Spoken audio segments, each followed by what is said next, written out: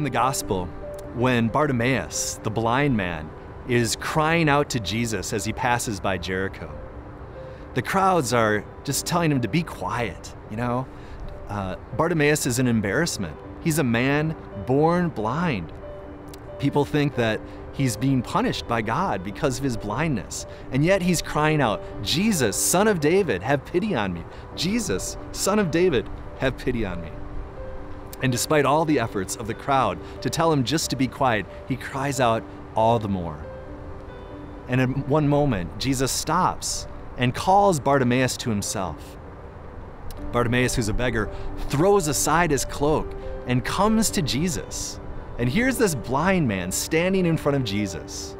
Jesus looks at him and he asks him, "What do you want me to do for you?" For a long time in my life, that question from Jesus drove me nuts. Like, Jesus, what do you think he wants you to do with him? He's a blind man. Like, who's the blind man here? I mean, what do you suppose he wants you to do for him?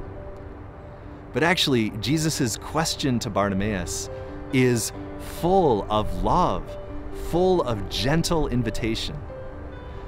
Truth is, Jesus knows us better than we know ourselves, but he invites us as we grow in our awareness of whatever is stirring in our hearts to relate that honestly to him, not because he needs a news update.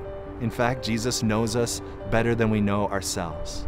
But Jesus knows that if we will turn to him with whatever we find in our hearts, the good, the bad, or the ugly, and we will entrust that to him, we'll tell him all about it, we will relate it honestly to him, that our hearts will be open and disposed to receive everything that he desires to give to us. Love, the love that Jesus has for us, is a free gift. Jesus chooses to offer his love to us freely. But as a gift, it needs to be received freely as well. How do I grow in receptivity to the love that God has for me? By honestly acknowledging and then choosing to relate whatever I find in my heart to him.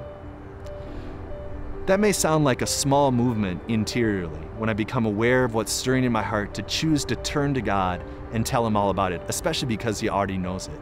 But actually, it is a huge interior shift. At any moment in my life, I'm in one of two postures. I'm either turned in on myself or I'm open and relational with God. God, in his desire for us, in his love for us, is constantly inviting us, gently inviting us again and again with persistence. Tell me what's going on for you.